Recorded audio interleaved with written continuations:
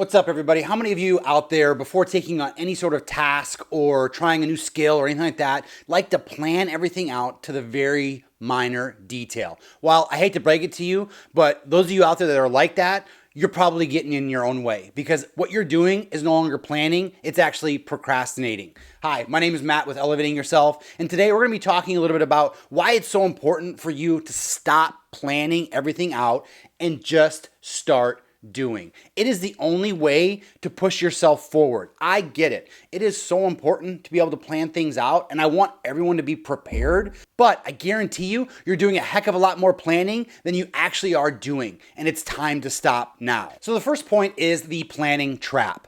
I get it. You probably think that you're actually being productive, and planning sometimes can feel like a very productive stage, but it's not happening. It's actually just another form of procrastination.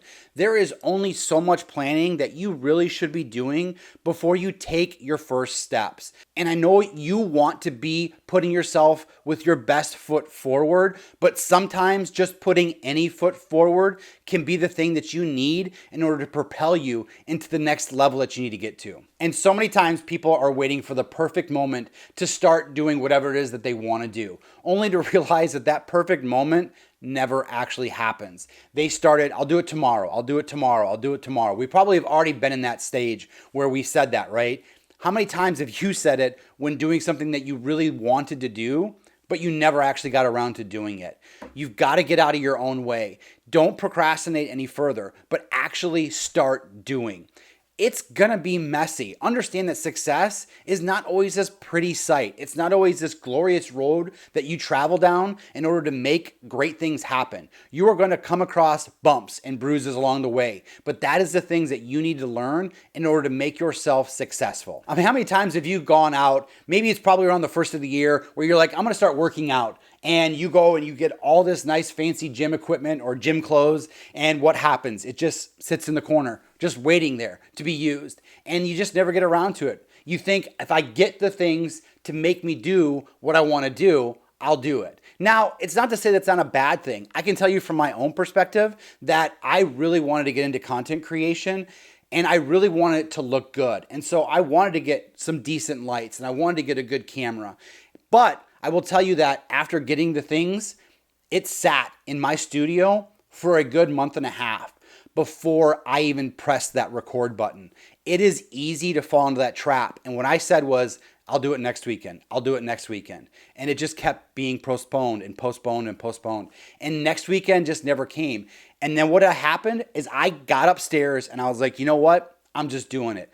And my wife actually sat down with me while I recorded my first video, and it made me very uncomfortable. I was not used to talking to a camera, and having somebody there while I did it made me even more uncomfortable. But I tell you what, I was so comfortable towards the end of that first video. And each subsequent video after that, I have felt more and more comfortable. So I can tell you that procrastination, although I might seem like I was planning because I wanted lights and I wanted a camera and all these things, it didn't help out.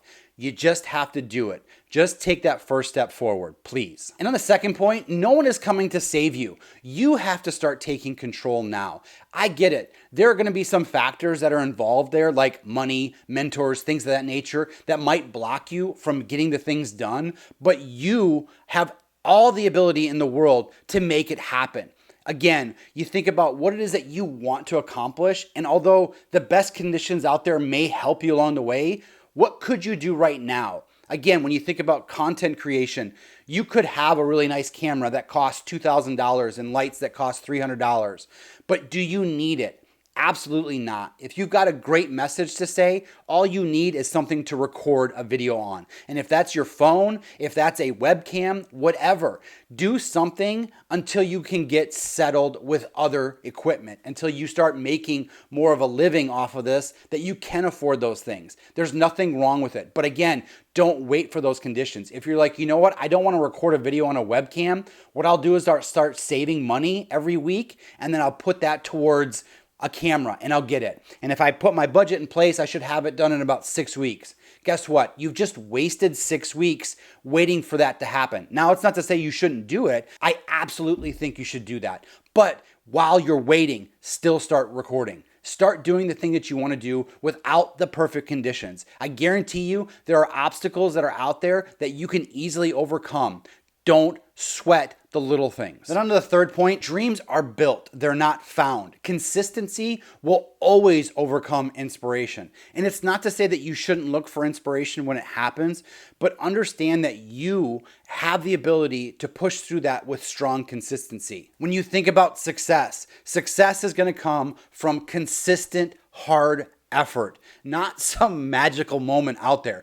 I don't know if anybody's out there rubbing lamps still, hoping some genie's going to pop out and give them their wish. It's just not going to happen. And if you're waiting for that to happen, if you're waiting for your big break to happen, trust me, you have to think about all the little breaks that never did happen. I think about all the success stories that started with people in inopportune conditions. Again, Apple started in a garage. How many of these instances are out there? Actors and actresses that slept in their cars, that worked at dead-end jobs until they got their big break.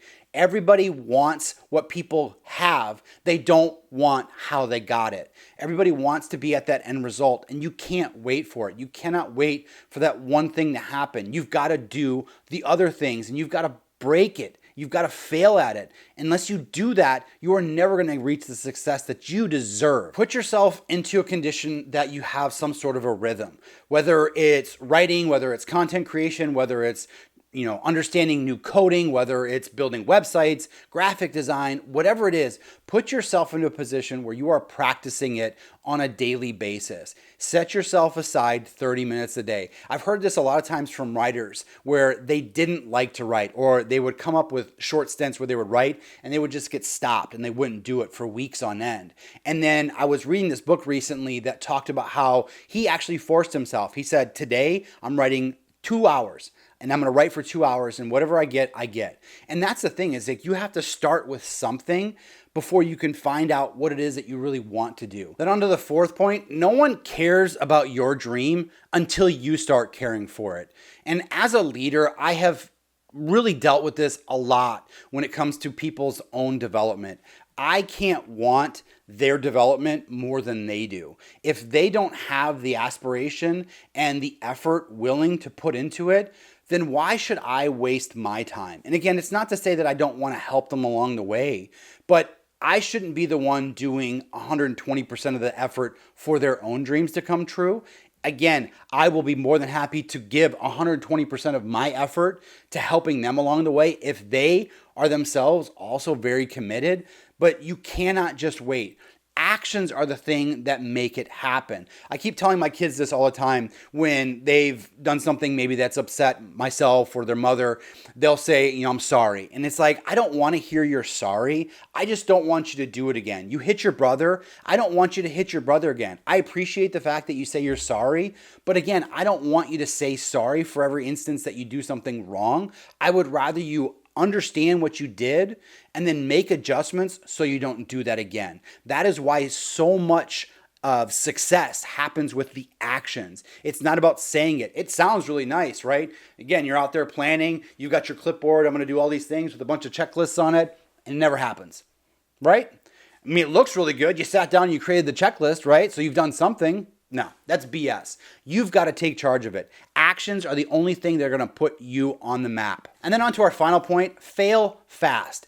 You should be starting, failing, and adjusting as often as you possibly can. There is no worries when it comes to doing things that you are not familiar with doing. You are going to have instances where you fall short, where you don't make the dent that you were hoping to make. There's nothing wrong with that. But that is where you find your success, is in that little clump of failure that happens. I think the greatest thing is failing early.